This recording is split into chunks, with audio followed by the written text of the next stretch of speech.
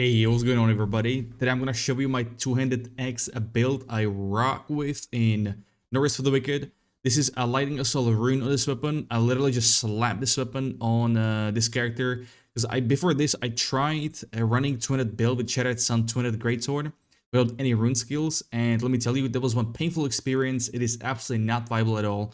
So my first time playing with this weapon, so you can see me not being used to the attacks and just moveset overall.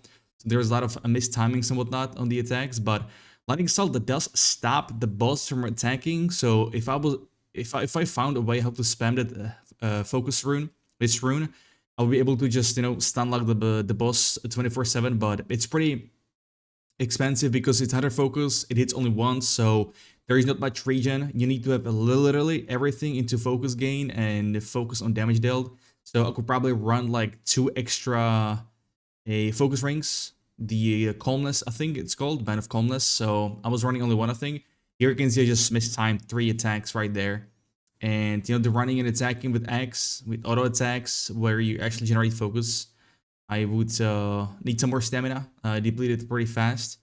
Here I was just trying to wait for the food buff. But anyways, you're looking for... I'm not talk about more about consumables, but my favorite setup with the lightning rune or any element rune is just to go flat or like physical damage dealt as an affix on the weapon, with chip spike, which is also damage on the weapon, and then go with the food as well and blade oil. So anyways, I'm gonna show you my gear. We got Gilded Twibil, whatever it's pronounced. We got focus on damage dealt, both the gem and the affix. Max you can get is 5%. I was really unlucky with only 3%. And I rolled electric damage, but I just don't feel like it buffs the skill itself that much. I would say normal damage deal will be a bit better, but that's what I'm working with. Also, the gain, as you can see in the middle of the weapon, there is stamina cost and gain.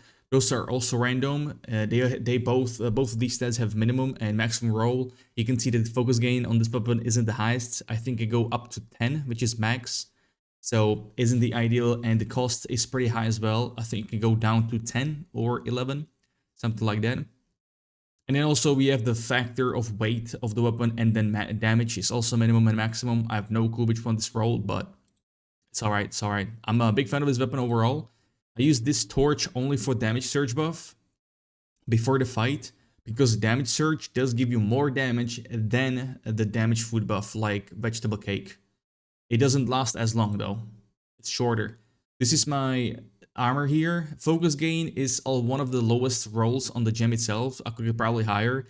And I found a trick. If you go infuse your item with gem, and you roll a low percentage, low number, you can Alt F4 immediately after checking that item, then you will roll or lock back in, and you will be in front of the NPC without the gem in the item. It will still be in your bags, basically. So that way you can try out Alt F4 your life away for max rolls on the gems, but I didn't know that when I was doing this this setup. And also this armor is from the second boss in Sewers, Felstad Direct, excuse me, it's right there in written. And how I farmed the whole set from him, I waited for the server to create a backup save file when I was in front of the boss room. And then would just, keep killing him, logging back in that save backup file. There we go. So on the headpiece, what you're looking for is definitely equip load, so you can wear all plate while having normal weight load for roll dodge and capping out your armor. Armor cap right now is about 900 against Echo Knight, because armor does scale from mobs level, and Echo Knight is the highest level mob in the game. But armor does reduce your fall damage, and that doesn't scale. That doesn't have a cap, so also very good. I survived a lot of crucial situations in Crucible, falling down from the edge, ledge, whatever, and I survived. But healing effects, amazing stuff. If you have health or damage dealt on the weapon, that's gonna be amplified by this stat, as well as the potions, or health regeneration if you have it. Focus gain, obviously, very roll actually. This can go up to 30%, so I got shafted on this headpiece. So if I had these rolls higher, I'm pretty sure the sustain with this rune would be much better. This build would be much better if I had higher rolls, but it still works, right? Item weight also pretty good, and equip load once again, I'll talk about that. My pants here, equip load once again, indestructible, don't need that. Now overall speed would be absolutely amazing if it worked, but it doesn't. Overall speed is movement speed and attack speed. I think only the movement speed works, or not even that, but that would be amazing. Health with damage taken, pretty good too. I didn't really notice it though, and the gem is focus on focus use. This one does not get amplified by focus gain. This was the case like 3 patches ago, but they nerfed it. It was too OP. So that was the pants. The gloves here. Poise defense is one of the main stats you're trying to look for. I always recommend at least 40 plus poise, so you will not get, knocked down so easily from attacks in the game, any NPC. Focus gain on the gloves, amazing stuff. And no equip load, no item weight, a bit sad, but it is what it is. And gloves don't have very good gems in it, besides the feather that reduces the weight of the item. And then armor increase, which also rolled pretty low. And yeah, the rest of the gems are just for parry. I don't parry. I don't use parry. Mouse and keyboard parrying is a nightmare. And last chest piece, I go with health increase. It's very good in the chest. I liked it a lot. As you can see, I got 217 health, which helped a lot on this fight. As you can see, me mistiming the dodges on the attacks on these waves.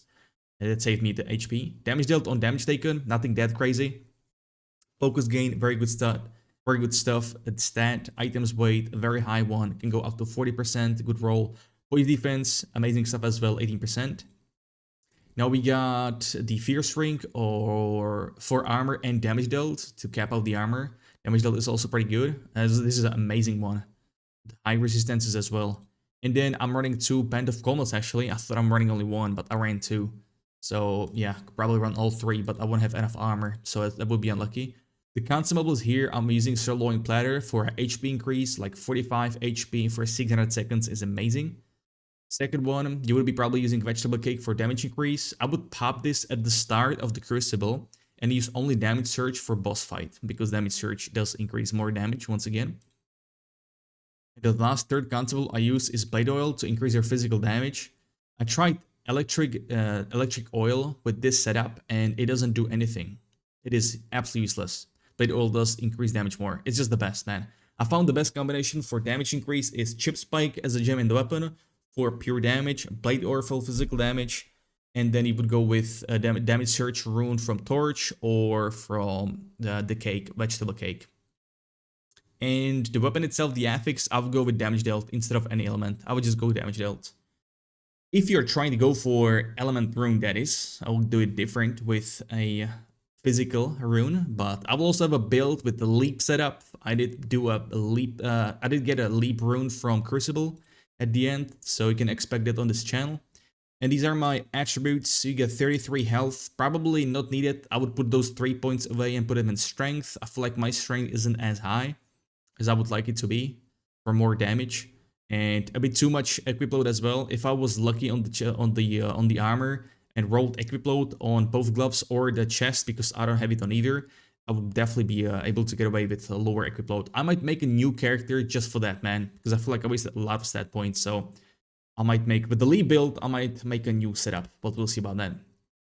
And yeah, this is the setup. My resistances aren't high at all. Plague resistance 117 is very bad for this boss. That's why I took so much damage from his attacks. Poise is 44. This one caps at 50. So I always recommend 40 plus. It's some good stuff. And yeah, once again, I stream every day on Twitch and YouTube. And I also do build videos. You can expect once again the leap one. Leap rune, leap attack with X. I'll probably go on X because I like the throw weapon, but we'll see about that. I'll try to do leap build only, but this is my 200 setup. Thank you very much for watching, everybody. I wish you good luck on the grind, and thank you very much for watching. Until next time, have a good one, and peace.